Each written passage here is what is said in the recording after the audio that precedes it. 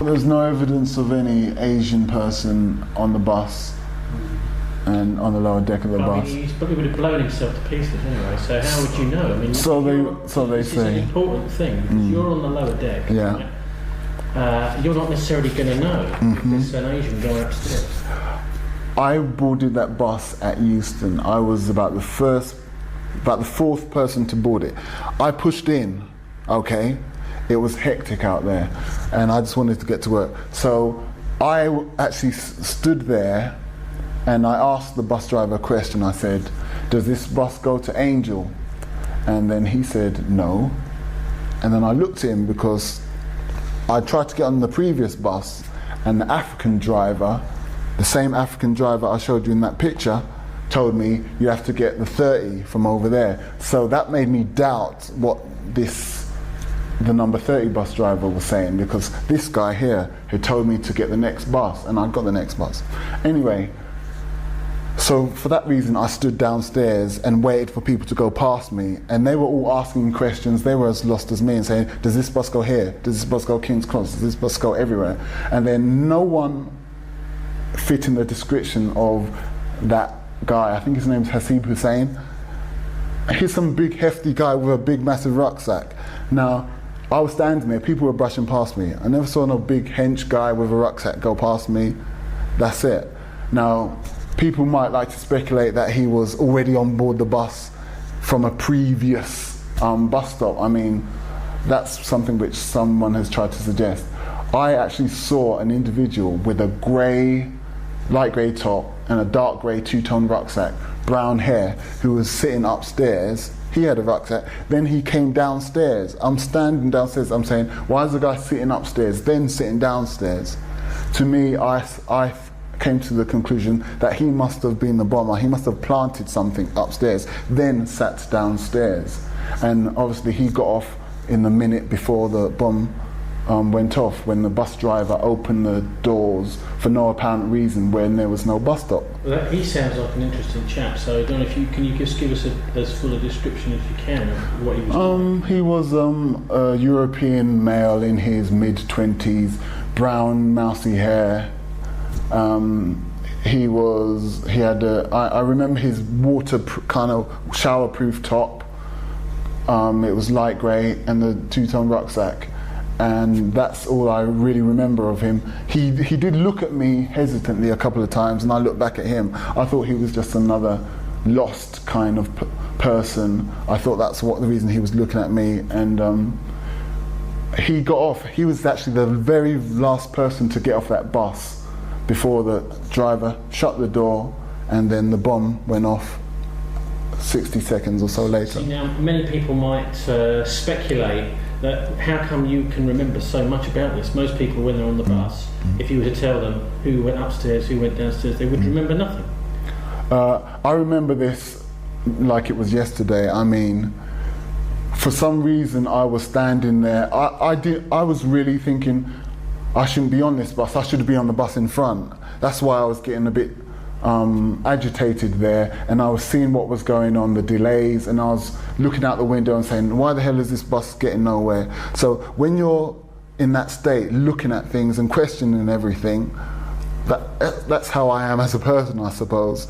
I mean, I saw this guy, and the thing which made me ask questions was, why did the bus driver stop the bus when nobody had rung the bell and open the middle doors and not open the front doors? That's what he did, and that's quite a few people got off from upstairs, a few people from downstairs as well, and then the very last person was this European man with brown hair, a light grey rainproof top, and a two-tone dark grey rucksack. So to me that speaks volumes, because you have to ask yourself, things normally happen naturally. You ring the bell, bus driver stops, you get off.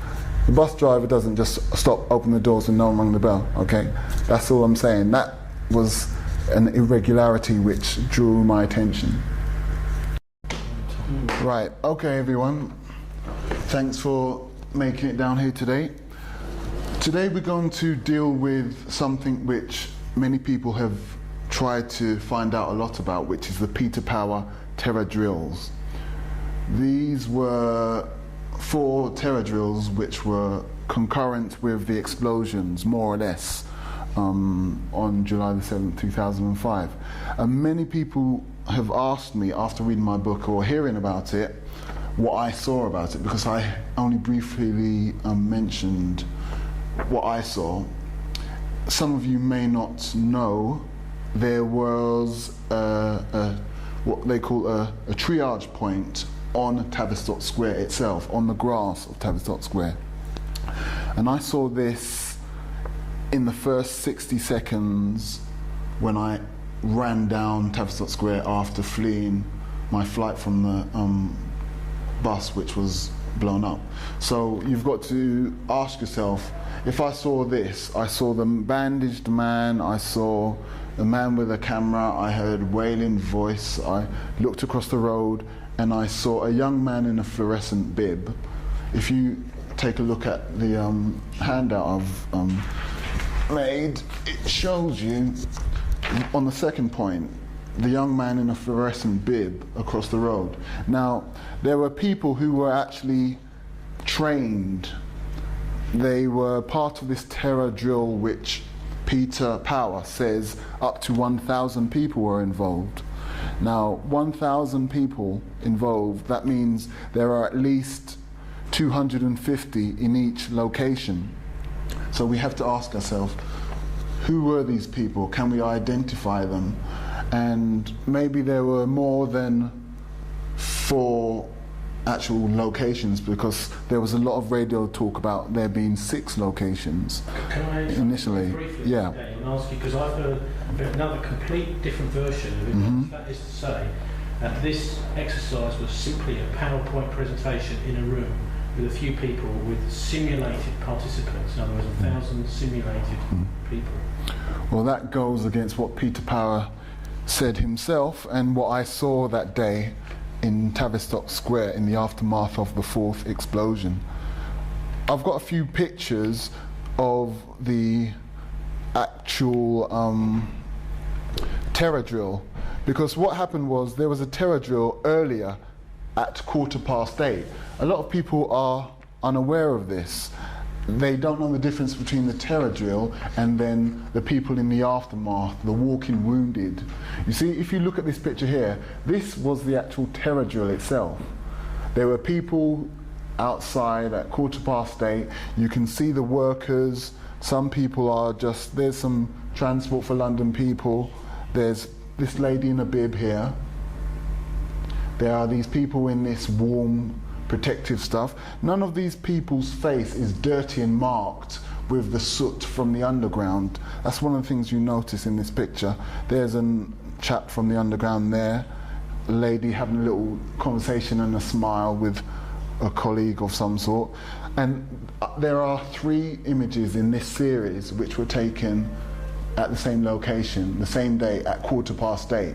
So that is what I consider to be the terror drill, okay?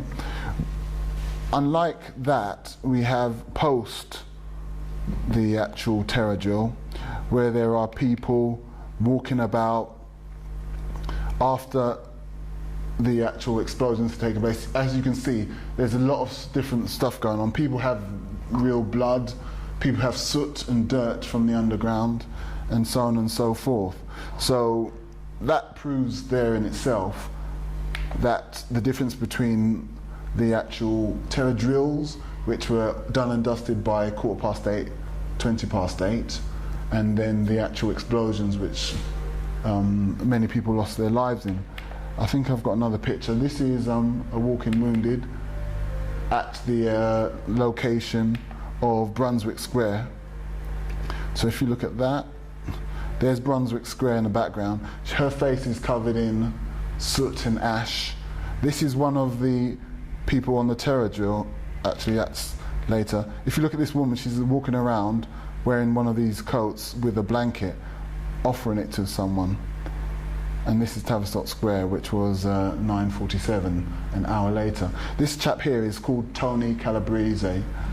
If you look at him, Tony Calabrese, he is one of the people who was actually on the upper deck of the bus.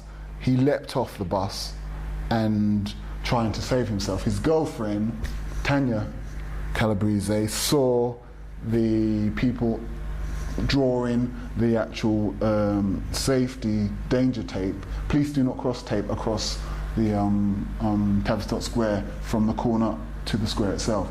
So these people are actual witnesses of the time that the explosion went off and how they were still preparing Tavistock Square as the explosion took place. There they are. That's the guy who was on the floor. His name is Tony, and the woman in front is called Tanya Calabrese. So you want to get a good look at those. There you go. And that's him down on the floor there. They're tending to him. He just leapt over the edge. The roof came up and off, and he just jumped out of there because he didn't know what was going on, and he just wanted to save himself. But they're Australian nationals, and they went back to Australia safe and sound. So that's another thing which needs to be clarified, what this woman saw. And you can't deny that she didn't see it because she's sitting next to her boyfriend who's down there on the floor. So Daniel, can you just remind us what actually happened on the top deck of the bus? The bus top actually got ripped off. Was it ripped off from the front or the back? The explosion was at the back of the bus. From where I was downstairs, I was standing in the part where baby buggies are normally kept. And what happened was the blast happened, the back of the bus kind of collapsed on top of the three ladies sitting on the back seats, on the back two seats. One of them, I never saw her again. Two of them were on the floor huddled down where I was, and they were about to scream. I don't know what, but nothing came out of their mouth. They were just in total fear and shock. So I departed to the right, and I just ran off that bus within 10 or 15 seconds. But the blast actually tore the top of the bus off, and that meant that the people at the front were more or less unharmed, but the people at the back were sprawn. Their remnants were sprawn all over the Tavistock Square. In fact, the blast was such that it jolted the bus forward about 6 or 7 feet. It acted like a boost because the driver had actually come to a halt, and the bus kind of jerked forward as well. I noticed that when I fell and hit the floor. You can see what happened in the aftermath of the bus here. This was the bus in front, the 205. This chap here is the bus driver looking to see what happened to the bus, because you can just about make out the bus in the background. So if you go like that, you can just about make out the bus in the background there. And then these people start saying, hey, it's time to leave, as you can see. So that was a 205. Let's go back to that. Yeah, pause it there. That's it there. So as you see, it has no roof. It's just, and there's a bit of a haze of a smoke from the blast. So this is within the first minute or two of that bus exploding. So that's there for you. Okay, you got that, Tony? Right. Okay, the next thing I want to show you is this chap here who appeared. His name still unknown 3 years after the actual incident. This man appeared relatively fast within the first 60 seconds. There's been a lot of talk about him online, who he is, who his identity, where he works, or who he works for, but as yet it is unknown.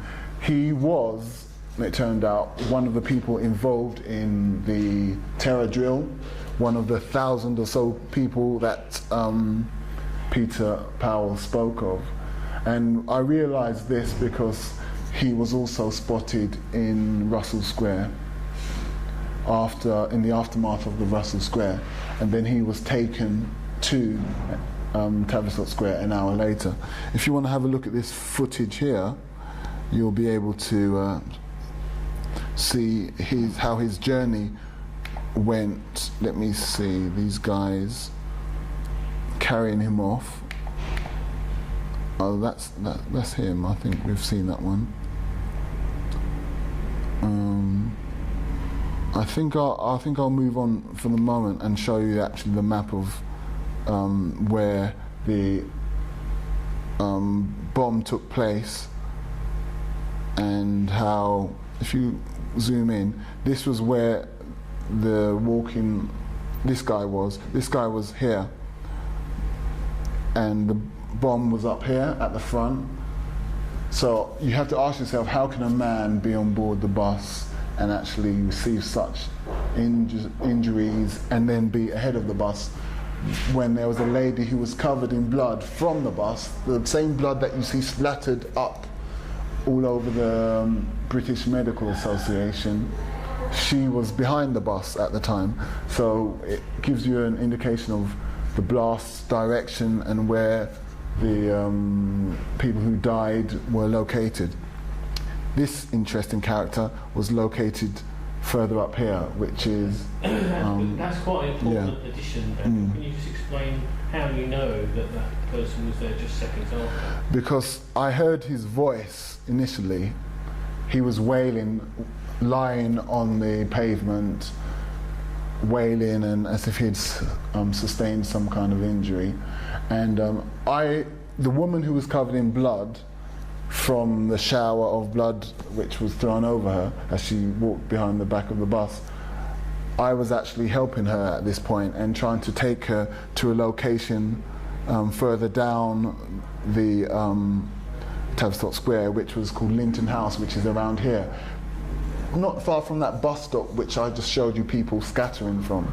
So it's a place called Linton House, and we passed this interesting guy here at that. Hi there. We passed this guy as we found that as we tried to get to some kind of form of safety. This is the bus in the aftermath.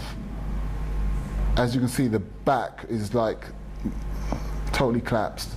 Where I was under here, and I was on the floor as well. There were also some people at the back who were actually crushed. One of them was an Australian woman. Her neck, she sustained neck injuries from how she had been forced down. The roof of the bus above her had actually crushed her to a certain extent, but she was okay. She survived after a few months in hospital. This here is the view from Russell Square. To actually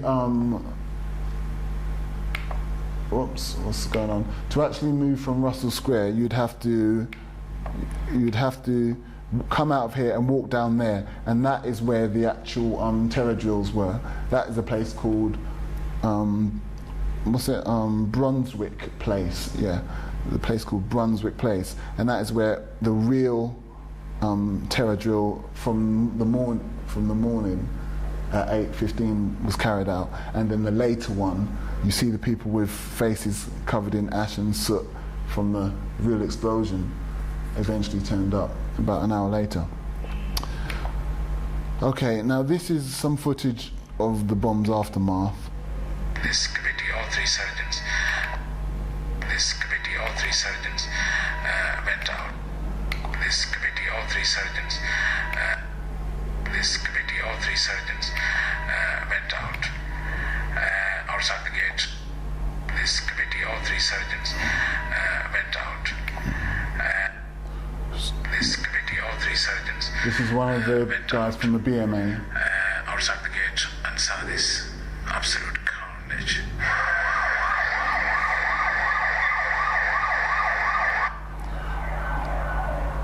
Okay. Right. If you have a look here, this is the scene afterwards. The back of the bus is totally collapsed. I think I'm hovering around here. I may have darted all the way down there to get as far away as I could initially, but then I kind of got curious about what was going on. If you notice, there's some doctor parked his Jag there, so that shows you how early it was, because that was removed. So the bus is the bus facing away from us? Or? It's facing away, it's facing down. So that's the back of the bus, that's the front of the bus. I don't remember anything of the... There's the Tony Calabrese down there being treated, so we can... blast at all. There's myself catching a bit of a... wondering what's going on, whether should I stay or should I go. I woke up with my head on my knees and realised there was something in my mouth. I don't remember anything of the blast at all. I woke up with my head on my knees and realised there was something in my mouth. Now the thing that I kind of found confusing, they went to these people and said, can you please explain what happened on that bus? Now they have people like this lady who says she doesn't remember anything about the blast at all, and she had to be helped off the bus about 15 minutes afterwards. The two girls on the floor were too frightened to leave the bus. I just got out of there because I thought about, hey, maybe there's a secondary explosion about to take place, but the two girls were like cowering on the floor.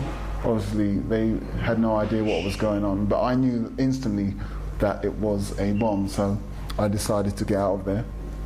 Now, for whatever reason, the media began to seek out survivors who had no recollection of the blast, and that's why today we're still scrambling around for this kind of proof.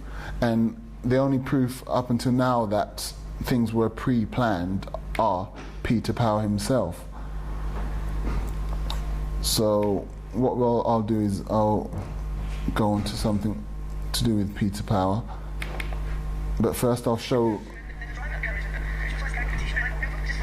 something to do with let me see this guy. Okay, this is another, if you look up there, that is the direction of Russell Square, and to her left down here is where Brunswick places. So all the actual survivors would have walked down that street, more or less. And who appears here?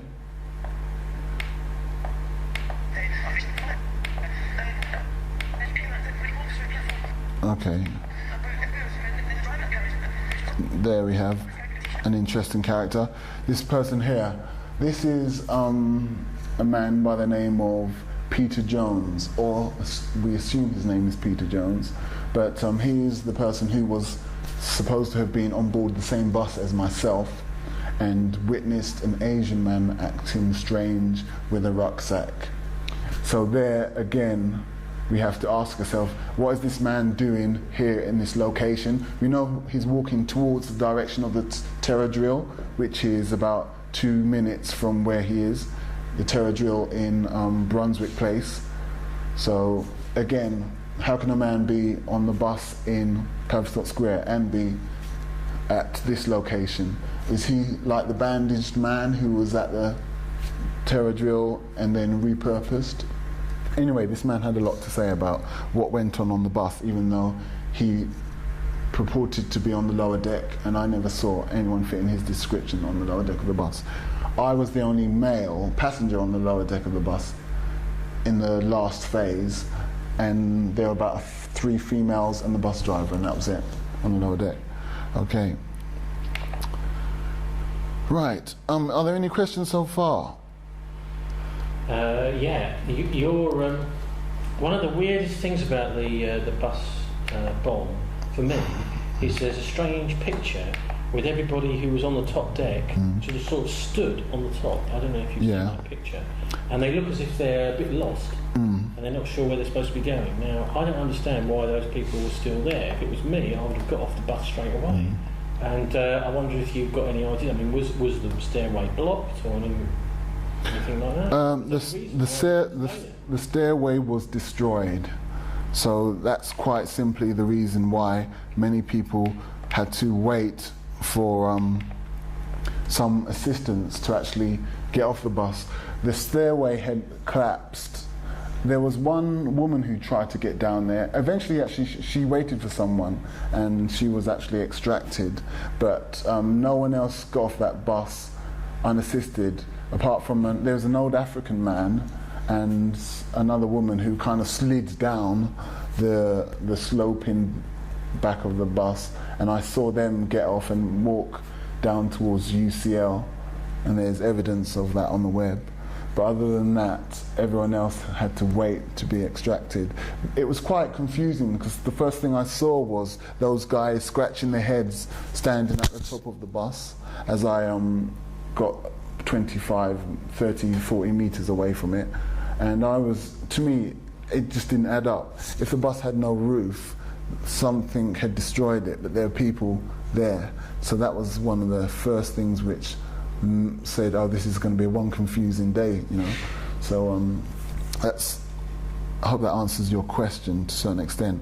I also had another question someone asked me, which was the British Medical Association had some blood all over its kind of emblem, its logo, and this must have been some kind of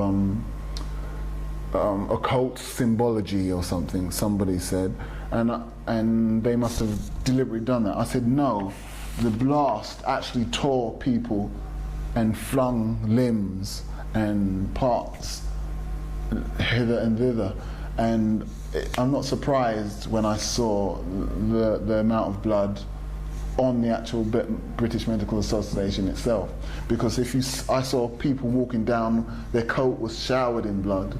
They had just been walking past, you know. They had blood all over their coat from head to toe. So if blood is going to be showered, there's no reason to expect that parts wouldn't be flung far and wide. So, yeah. Did you see the guy on the bus who they claim the suicide bomber? No, there's no evidence of any Asian person on the bus and on the lower deck of the bus. He probably would have blown himself to pieces anyway, so how would you know? I mean, so they this say. Is an important thing, because you're on the lower deck, yeah.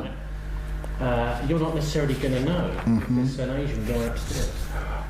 I boarded that bus at Euston. I was about the fourth person to board it. I pushed in, okay?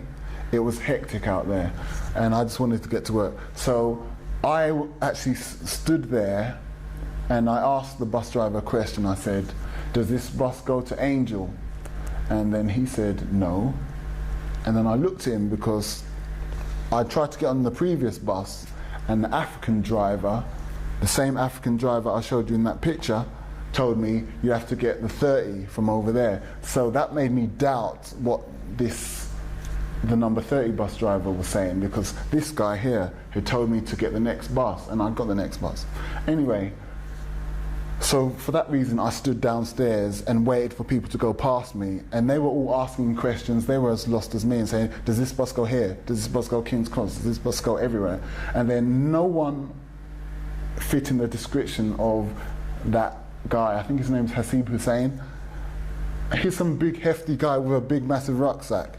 Now, I was standing there, people were brushing past me. I never saw no big hench guy with a rucksack go past me. That's it. Now, people might like to speculate that he was already on board the bus from a previous bus stop. I mean, that's something which someone has tried to suggest.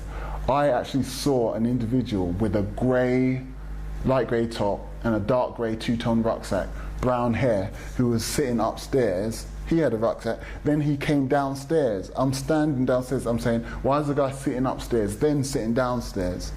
To me, I came to the conclusion that he must have been the bomber. He must have planted something upstairs, then sat downstairs.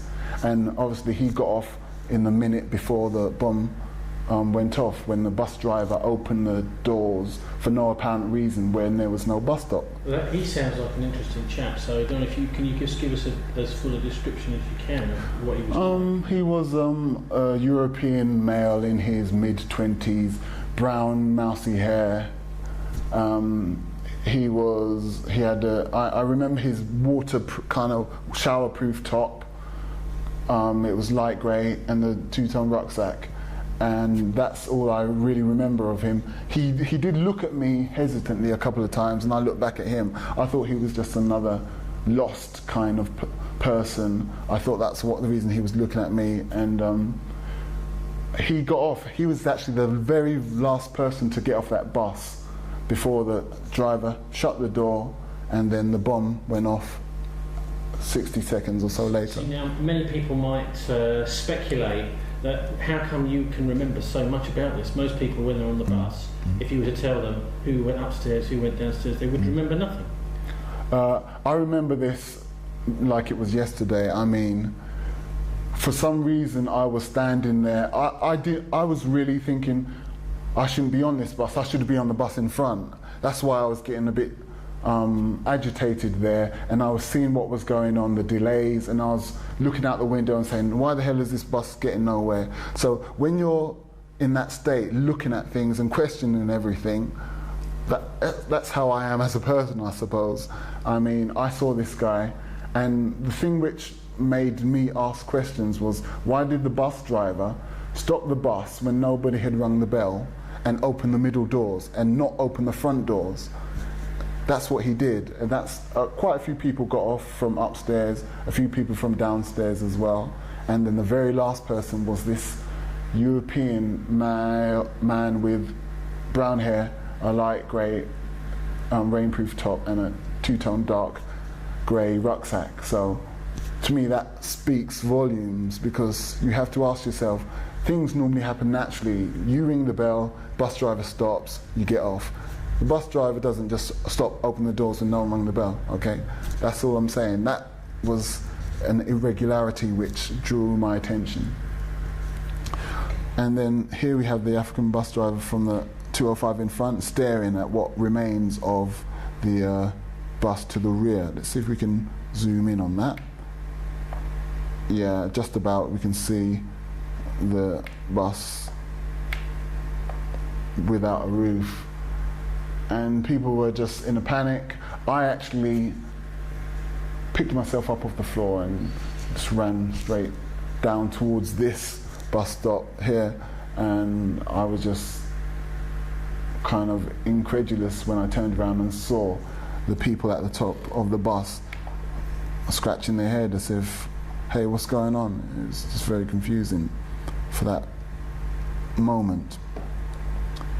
So I think that kind of outlines what happened in Tavistock Square and how we see people moving from one location to the other location, people claiming to be in this location when they were in that location, and the whole idea of the terror drills coincides with this idea that things were going off in various locations. At the same time, these terror drills were being coordinated. So it leads us to actually ask ourselves, is there a way that we can verify certain things about the Peter Power terror drills? And that's what we're here today. So, I mean, if anyone has any questions about the terror drills, because it's been on ITV and BBC and Radio London, so. Can I ask that? Yeah. Just, and like you, I think it was an inside job personally, but the one thing that goes against it is that guy who made that video saying he was a suicide martyr, that guy, on the, not on the tube, on the train. What do you think about him? What does anyone else think about that? That is, you're talking about Khan and Tanweer. Yeah. Yeah.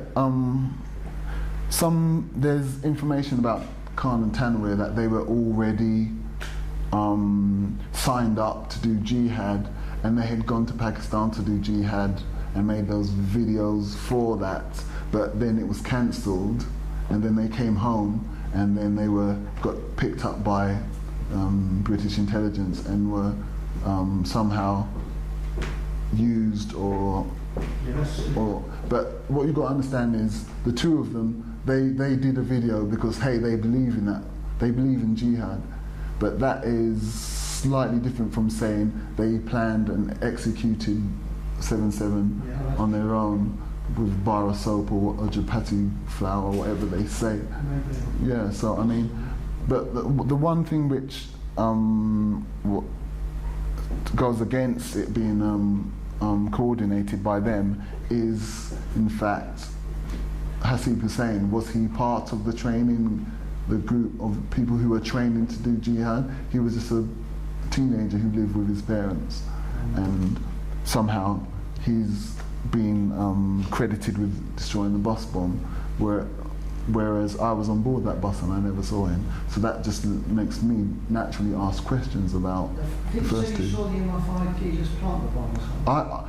I didn't see him. I haven't got X-ray vision. I can't see upstairs, but I knew he was upstairs. Then he came downstairs, and then the bus driver opened the doors. Some guy, James Casper, I don't know if you've heard of him, he named the people you have to think about. I think I've read his site. He claims to be MI5, but obviously he's probably worked for the services, but it's a bit of disinformation if he says he's giving away his own people. You know what I mean? It doesn't make sense. So, yeah, it's interesting.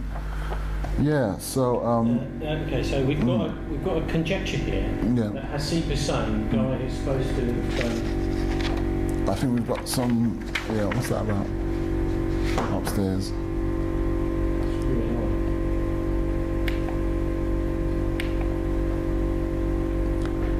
Let me see. I'll also try and. I'll tell you what. Let's just go for it anyway. Look, we've got this guy Hasib Hussein who's supposed to have blown this bomb up. If he wasn't on the bus, what do you think may have happened to him? Because obviously his parents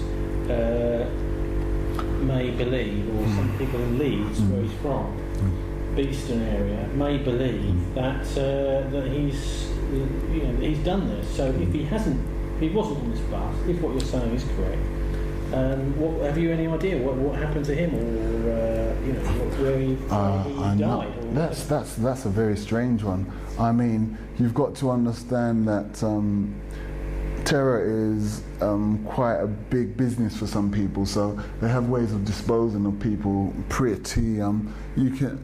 Who knows what happened to him that day? But he turned up in the morgue in Old Street in the City of London with all the rest of the people, and there is indications that certain people died in certain locations and were moved to other locations. So I mean, if they're keeping all the bodies in the same area, it's quite simple and a straightforward process for that. And I don't know, do you have any idea of the condition of his body?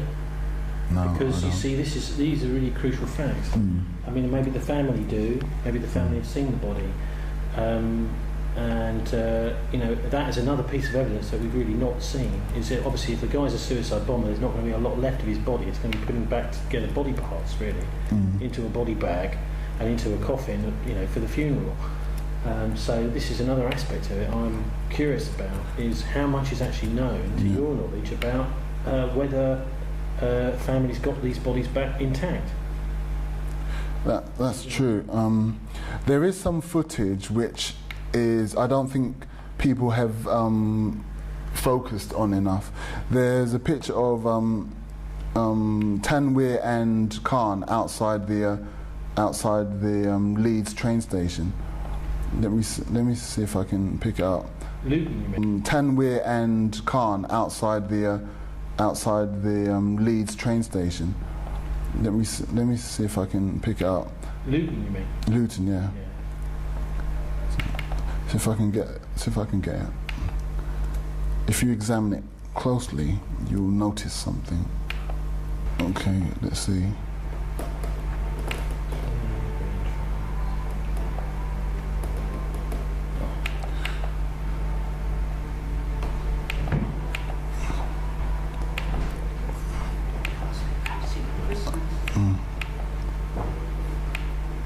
There was some footage, that's what I'm looking for. Actually, maybe you can just describe the footage, and if we can find it, we'll stick it in. Okay, what happened was, Tanweer and Khan are already at the train station. Now, they're waiting for Jermaine Lindsay. Now, as soon as Jermaine Lindsay shows up, watch what Tanweer does. Tanweer puts his left hand in his pocket and makes a phone call to someone, but you can just about spot it. So this gives me the impression that they had handlers, because as soon as Lindsay shows up, he contacts someone and say Lindsay has shown up. So I mean, that shows you that they could have been a fifth man. Some people may have been. They may have been phoning Hasib Hussein. So where are you? You know. They may have been, but Hasib Hussein, was he on the same train as them? He was supposed to be with them, wasn't he? He was supposed to be, but I mean, when someone is calling to confirm like that, the way he did it, it was Tanweer was actually the leader. People think Khan is the leader. Khan was not, as if you look at Khan's demeanor. Khan, he's got one kid, he's got another kid on the way. He's a quiet sort of like person, although who knows, because he was a jihadist. That's his ideology. I'm not saying he's not a jihadist, that's his ideology. But if you actually have a look at Tanweer was the ringleader. He was like, he's into this, he was the one in communications, he was the one at the front leading them. They've messed around with the photographs a lot going into the station, and people have already commented there's a bar going through a guy's leg and this, that and the other. So I wouldn't take those for gospel. But if you actually understand who's the ringleader and see how the ringleader is in contact with the fifth man, you know. Right, because in initial reports straight away after the bombings, we heard that there was this guy, Harun Rashid Aswad, that had been in contact with all four of these guys, the alleged bombers. Okay, where did you get that? In the week previous to this guy, Harun Rashid Aswad, who's from Dewsbury, which is not far from Leeds, and he has been very, very closely connected. Well, I mean, there's pictures of him with Abu Hamza in the back of a cab. I mean, he's a big friend of Abu Hamza. He's part of Al Mujaroon. Now, this guy has been sort of spirited away. He was taken to Kenya. Somehow he disappeared after the London bombings. He appeared in Kenya, and then he was arrested and then released. And then he went, I think it was to Pakistan, where he was also arrested and then released. And now he's apparently in Britain. In Belmarsh prison he was for a while, and now apparently he's in Broadmoor, awaiting extradition to the United States. So here is another person who was connected with these four guys, who could possibly have been, the person that Tanweer was talking to. Maybe if it, yes, this mysterious fifth person is someone who there had to be. To me, I believe they had handlers. That could have been at least someone maybe within the security apparatus, because there's been a lot of talk about they may have been led or said we're on a part of a terror drill themselves, you know, who knows. So we never came across that footage, but if you have a look at that footage when the two of them are waiting for Lindsay to show up and watch how Tanweer behaves. Right, so is this CCTV footage which is a bit jerky because it's not continuous, or is it proper film? I think it's CCTV actually. Okay, so is it quite jerky film? You can make out what you need. So I mean, as long as you can make out what you as long as you understood, that's what it's all about. Whether you're saying something or. All right. Is there anything else? Peter Power himself, his radio interviews and ITV interviews are quite legendary. He did everything in his power to actually spread the fact around that he just happened to be carrying out these drills. So does anyone think there's a way of, I know online they're all talking about, oh, we could get him to actually put his point of view across, but I think he's tried to do that in a number of ways. Earlier you were saying that on the BBC website. He's appeared on the BBC website, naming the company that he was doing the drills for. So you might want to have a look at that, Mike Rubin's blog. What was the name of the company? I can't remember, but it's up on Mike Rubin's blog, and they're the interesting thing about them is that it's it's a company that until about 2 years ago organised the main arms fair in Britain. Okay. That is to say, they have very, very close connections to private, what Eisenhower called the military-industrial intelligence complex, whatever. So, private profit through death and destruction is the company that is actually running this Visor Consultants Peter Power terror drill, which I found. I mean, the first I saw, I didn't realise the significance of it, the name of the company. But somebody on our forum pointed out, these are the people we were. He was someone that used to go down to Docklands to protest every year against the dicey arms fair, where some of the most powerful multinationals in the Western world, particularly US, British and French, market their weapons, including illegal weapons. Some things like torture equipment were on sale there. Electric shock batons, this kind of thing. Interesting. And this is the same company that was actually commissioned this Peter Power Visor Consultants. I mean, in any normal world, this would be explosive news. And the question is, how were they allowed to do that drill in the first place?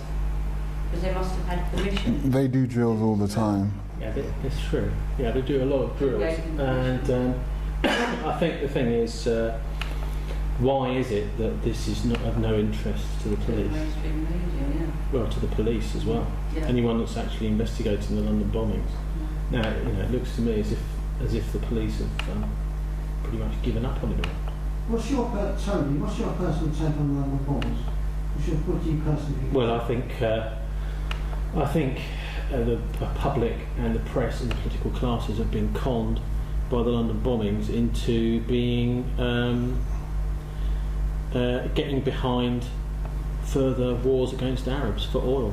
But do you think it was a false flag terrorism operation? I mean, I don't know about the technical terms, but I don't think it's by any means certain that the four guys that everybody has been told and assumed did it, that actually did it. I mean, it's been trialled by television, and there's been no inquest into these four guys' deaths, and there's been no inquiry. The other thing which makes me very suspicious is that the political capital that's to be gained from having an inquiry after it's been blocked by Blair and Brown, you would think that if Cameron wanted to pick up a few votes, he could stand up on a stage and say, I think there should be an inquiry. But he doesn't. In fact, he's totally against an inquiry. He believes that an inquiry will be a waste of time and money, and he's aggressively against it, which is interesting because David Davis appears to be supporting the idea of having an inquiry. I find it absolutely astounding as an ex-reporter in a London radio station in GLR years ago that the British establishment, that is to say that even the police are prepared to accept events as told to them by the Chief Commissioner of the Metropolitan Police on television. That is, to them, is enough evidence to say what happened that day. Not only that, but the mainstream media are willing to change their story in line to the story that the police changed. Because originally, the police were saying that forensic evidence said that the material used for the bombs was military-grade C4, and that they changed their story later. And this was backed up by the French police as well. I believe, and I've put on the record many times now, that if there is no inquiry, this will happen again. We will have further bomb attacks in London. And this, to me, is a matter of national security, and I find it incredible that the police and the media are just not interested in it. Yeah, but this is important too, Tony, because the police did change the story. First of all, they said it was military-grade C4 explosives, and they said that forensics proved that there was traces of C4 in all the scenes, on the bomb scenes. And then they changed the story and said, no, it was only TATP. But in actual fact, TATP is only used to detonate bombs. TATP cannot explain the massive explosion and the ripping apart of the metal. TATP can only detonate. is not a proper explosive. So they changed their story. Yeah. Why did they change their story? Nafiz Ahmed in his book suggests that it could be that they don't want people to join the dots together, and it's something to do with weapons grade C4 that has come from some source that they don't want people to know. And the mainstream media were quite happy to change their story without asking questions of the police, saying, well, hang on a minute, you told us that the forensics said it was C4, now you're saying it's only TATP. Yeah. What you've got to understand is there were 4 bombers, right? The first 2 were Tanwi and Khan. Now these guys were, these guys were jihadists, so they brought along with them a couple of homemade devices, okay, and they sat on board the trains. One of them was to Edge Railroad, the other was to wherever, and 5 or 6 people died. Okay, this was a homemade. Now, on the underground in the Russell Square explosion, about 26, 27 people died. On the bus, about more than a dozen people died. So you can see that there was a combination. 2 of them were just homemade, 2 of them were weapons grade. Now the ones that are weapons grade, we have to ask ourselves, were these guys, did they know what they were doing? Because, okay, you think to yourself that the first 2, they flew out to Pakistan, maybe, who knows what they did out there, maybe they were just at some wedding, but hey, they made some video saying that they were ready to go, ready to die, okay? So we can't argue with that, okay? So you have to ask yourself, there's a combination here. There is weapons grade, then there is homemade. The 2 guys who were the jihadists, they had the homemade. The 2 guys, maybe there weren't 2 other guys, they were just bombs which were weapons grade, which were planted. That's really what I suspect. Okay, Daniel, myself. we're really getting somewhere here because we're comparing notes and different bits of evidence. But I can tell you, when I worked for the Avon Fire Brigade, I worked in our exercises. And what we used to do, we used to simulate things very often. You'd sit in front of a camera and you pretend to be somebody. You pretend to be someone whose house was on fire. Right? You'd pretend to be, say for example, the chief fire officer who's in charge of an incident. You would then maybe pretend to be the chief fire officer back at headquarters, who's saying, "What's going on here? We'll send another fire engine."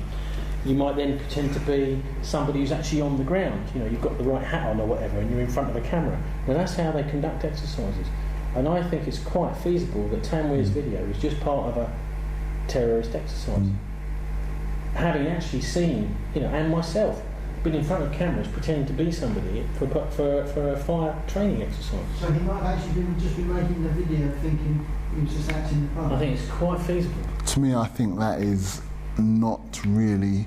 I've seen these exercises run, and if he is helping MI5 or whatever, if he thinks he's helping MI5, then and he's friendly with all these people, then it's perfectly feasible that he would be persuaded to sit down and say, right now, pretend you're a terrorist as part of the drill. And off he goes. Oh yeah, we're going to do something. I think you're trying to excuse... Maybe, right? But it's another possibility. And also, he doesn't actually say anything in that video about doing an attack like the London bombs. He's talking about jihad as a struggle, and he doesn't make any kind of specific confession, if you want, about the London bombing. I read somewhere about some Zoom paper, there's a report about 3 blokes that have been shot secretly in Canary Wharf in East London. I don't know where I read it somewhere. Oh yeah, that's been mentioned on one of those, was it the Row of Deep 7-second DVD, what's it called? It was a New Zealand press and one other as well. And somebody tried to find out the reporter, someone from our group. You remember? We were at a meeting. Jasper tried to phone up. I can't remember what it was. Well, I've got about another 8 minutes on here. I don't know how much what you're going to do. Let's have a nice to have some sort of thing at the end, which is rounding it up and saying, giving the book a plug. Yeah. who made that report, which would be very crucial to the whole thing. Is we need We're to highlighted on the right at the back in this image from Luton Station on the 7th of July, appeared in a video released by the Arabic TV station Al Jazeera, attempting to justify the atrocity and threatening further violence. What you have witnessed now is only the beginning of a string of attacks that will continue and become stronger until you pull your forces out of Afghanistan and Iraq, and until you stop your financial and military support to America and Israel. His statement blaming the British public for the terror attacks because of their support for Western governments and Israel using force in Islamic countries has been intercut with images of bomb testing and a map of London, and comments from Ayman al-Zawahiri, regarded as a leading figure in I think that's just BBC job, basically. He did actually. I believe that he believed what he was saying in that video. So I'm not gonna deny there are people who feel that jihadism is something which they have to do and they commit to. But whether it's right or wrong, I'm not saying whether it's right or wrong. That's how people feel. I'm a man who is a Christian, and I know that some people find it absurd as well to believe that there's a Christ figure and things like that, but that's how it goes. So I'm not going to be judgmental on that count. But I do actually think what you said about maybe that video was a test. No, I just believe he was. Sometimes you get picked up by the cops. Sometimes you get picked up by the police. I mean, I'm a person I haven't had any dealings with the police, but I know people who have, and what they do is they manipulate you to a point where they can use you. They won't necessarily come and do whatever it is you're doing, but they will manipulate you and use you. And I feel that's probably what happened to those two, and we can see the results. Myself, my own experiences, I've had involvement with anti-terrorist branch, and they were playing all these kind of psyops things with me, like, oh, why are you going to say it? They thought I wouldn't say anything, and I did.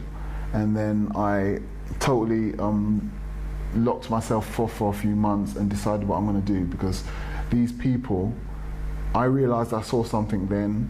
First they put me under suspicion of being a suspect, which I was saying, this has got to stop. And then after a while it wasn't stopping, even after they blamed these 4 individuals. So I said, I'm going to have to get my story out. I went to the press, and the press I realized the press were going to change my story. They were going to make me say that I saw Hasib Hussein on the bus, which was a lie. So I backed out of it. And then I wrote my book, The Fourth Bomb. How are they going to make you say something? They showed me a photograph and asked me to say, did you see this person on the bus? And I said no, and they said, remember back. You know how it is, they're trying to suggest. Obviously I'm not dumb enough to actually say I saw something which I didn't. It was one of those ones, so I mean, hey, I'm not going for it. Fair enough. I was back to my own means. It was only. So did they show that? They showed me a picture. Show you saying no, I didn't see this person. No, they showed me a picture of Hasib Hussein. This was before he was in the newspaper and everything like that. This was like days before, because I went to the press about a week after. But Hasib Hussein wasn't all over the newspapers until about 14, 15 days afterwards. Yeah. So they showed me this Asian kid, and I said, no, I never saw him. I never saw any dude. Are you sure you never saw him? Yeah, I'm certain. You know, so I could see what was going on. They needed something to hang it on, and so that was the police or the media saying that? That was a guy who worked for the Sunday Mirror. He worked for the Sunday Mirror, I was led to believe, but I've seen him on TV working all over the place, who knows. But anyway, I didn't go for it, didn't buy it, and then I started keeping a notes of everything that was happening. There was these guys, I'm going to work, they're where I work. I'm going to eat lunch, they're where I'm eating lunch. I'm going to jog in a park, they're in my park, stuff like that. So who are these people? I have absolutely no idea, but that's what they do for a living, okay? So I kept notes, took advice. I know people who are activists, they've been through this in the 70s. They say sometimes police will come and kick down your door and stuff like that. All that kind of malarkey, but that's slightly different. This is more to do with secret services rather than old Bill. So I consulted lawyers and I just kept a note of everything. Those notes in the end became a book, because it was all about 7 months and they still hadn't asked me for a proper police statement. There's just all these dudes all over my case and I wasn't really too enamored with that. So. Did anybody from the intelligence services contact you since the book's been published? All over the place, yeah. Every time you see all this stuff I'm doing, every time I'm doing my book launches, some of them try to attend, but I did the book launch with a Nigerian group, so the guys tried to get in and sorry mate, you weren't Nigerian. So obviously they do try and attend and stuff like that. But they told you about the books, as they're friendly? I'm not really concerned. I mean, no one's threatened anything, it's just a book. In a sense, the book is what I've exercised my right to freedom of speech. Whether you want to say that my book is a fabrication, some people try to say that to me on my blog, and I know that these people are just angry about the book being available to the public. So the fourth bomb was launched in July the following year, and it's just been something which people are beginning to understand that we are being lied to. I mean, when Blair was doing his jiggery pokery, people got the sense that this new Labour that they loved so much wasn't all it had painted itself to be. So, I mean, the book stands there, but it is a kind of good thing about this country. They're trying to take away our rights. So, I mean, I'm gonna stamp on the ground and say, this is my right. They actually got some big-ass lawyers to send me some stuff, and they even bought it off my website, and then, you know, they looked over it, but obviously people are still trying to keep a barge pole distance from it as we speak, because it's a bit of a hot potato. So how can people, anyone that's listening to this, get your book? There's a website called thefourthbomb.com which sells it. There are numerous shops in and around London, Houseman's and Centerprise, in King's Cross and in Dalston, and a few other shops in South London as well. But online is the best place, the website. It also furnishes you with information and footage from that day, which is... So Daniel, have you met with other people that have survived the 7/7 incidents, and how do they feel about your work? And I've met with people who lost loved ones that day. So really, with me, I'm A-OK. So you've got to feel for them, really. That was I think about 18 months ago. So, but they've written books. I mean, a guide has done a film about it as well. It's called the Homefront Movie. So that's the one, yeah. So people have actually created something out of this as a reminder that 7/7 happened on the streets of London, and it's something we've got to get to grips with, because our society is supposed to be the centre of democracy and things like that. So it's quite an eye-opener when you actually understand that. Do you get the sense that they're concerned that 7/7 is used to clamp down on our civil liberties? That's the general idea I'm getting. They're preparing London and society in general for what's to come. That's why people are getting in an awful kind of tears about 2012, because they think whatever it is they're preparing, that is going to be the point which it is cast upon us. So